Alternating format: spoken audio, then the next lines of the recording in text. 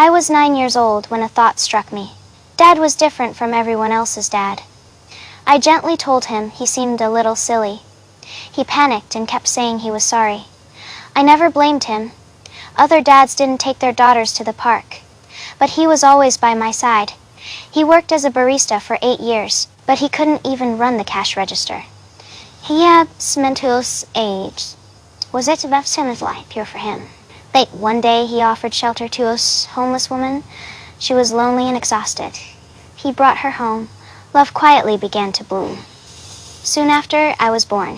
He named me Lucy. His smile was as bright as a flower, but my mother looked down on us. She only wanted a place to stay. She refused motherhood and vanished. I cried in his empty doorway. He held me clumsily. He didn't know why I cried. He didn't know which diaper size to pick. He didn't know which formula was right. He stood at a crossroads, lost. Then our neighbor Annie appeared. She patiently taught him how to change diapers. He had television schedules to time my feedings, but he never gave up. He did his best to care for me. His friends pitched in to help. They weren't perfect, but they were kind. They loved me like their own child. Fatherly love knows no wealth or age. It knows no IQ score. I grew up and Dad could no longer carry me to work. He asked Annie for help again. She almost refused, but I called her name. Annie, it was the first word I learned. She couldn't say no.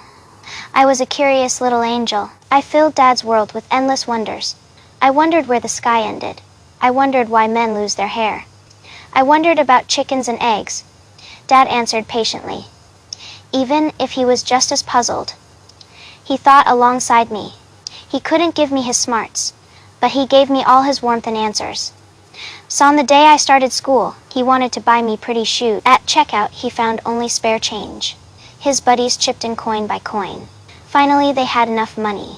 A kind cashier gave us balloons. We crossed the red and white crosswalk like beetles. Our laughter floated on the breeze. Me books grew thicker and words got harder. I watched Dad furrow his brow. He struggled over every word.